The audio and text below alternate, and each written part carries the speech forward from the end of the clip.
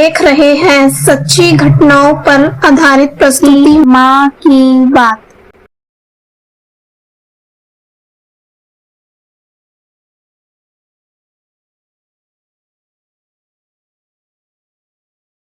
जय माता दी। जय आप माता सभी माँ के भक्तों का माँ की बात चैनल में हार्दिक स्वागत है।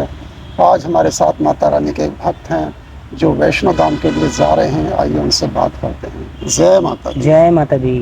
महाराज जी, पहले तो आपका शुभ नाम बताइए। जी, मेरा नाम रंजीत बघेल, मैं स्टेट एमपी से हूँ, डिस्ट्रिक्ट सिवनी से मैं निवास करता हूँ। मैं तो अभी आप कहाँ जा रहे हैं? जी मैं वैष्णो देवी धाम जम्मू कटरा जा रहा हूँ। आपकी ये कौन सी यात्रा है?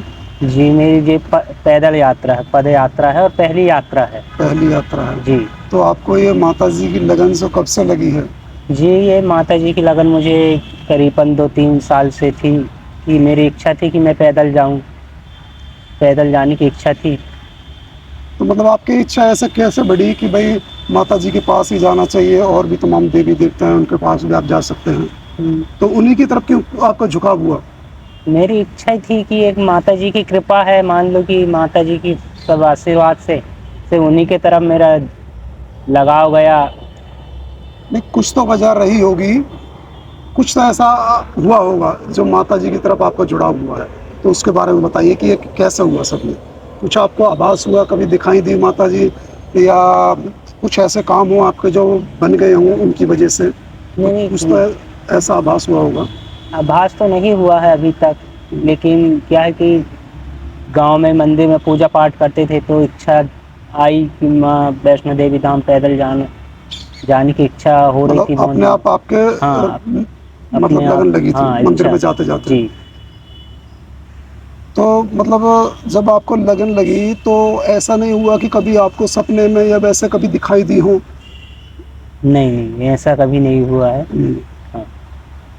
तो कभी आपको ऐसा महसूस नहीं हुआ? नहीं। और जब आने के लिए चाहा कि भाई हम वहाँ वैष्णो देवी जा रहे हैं, तो उससे 1-2 दिन पहले आपको कुछ महसूस हुआ, कुछ दिखाई दिया हो ऐसा? नहीं दिया तो नहीं, लेकिन इच्छा ऐसी आई कि आप यहाँ से पैदल निकलें कि कोई दिक्कत ना हो, ऐसा सब मन में आया। लेकिन फिर माँ की इच्छा ऐसी हुई कि फिर तुरंत मन बन गया और निकल पड़े थे अच्छा।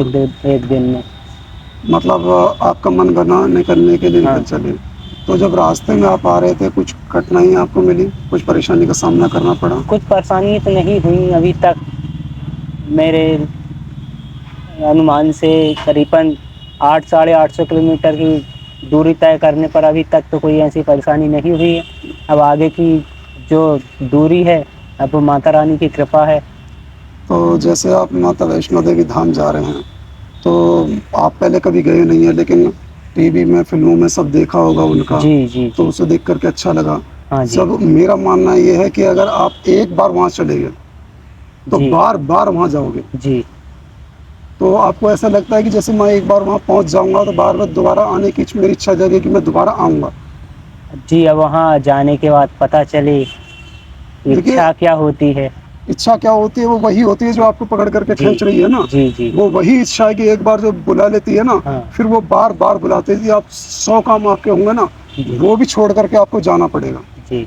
तो आप जो, जैसे आप में लगन लगी है, ऐसे ही और लोगों में भी लगन लगी होगी, और कुछ लोग मानते, कुछ नहीं मानते, तो उनके बारे में आप क्या कहना चाहिए?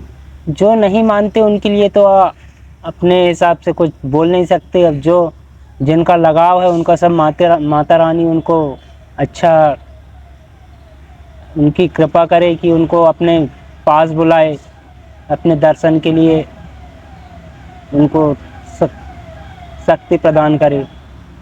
तो आपसे तो मैं यही आग्रह करूँगा कि माता रानी आपकी यात्रा सफल करें, और जो भक्त देख रहे हैं, मैं चाहता हूँ माता रानी उनकी भी मनोकामना पूरी करें। जय माता।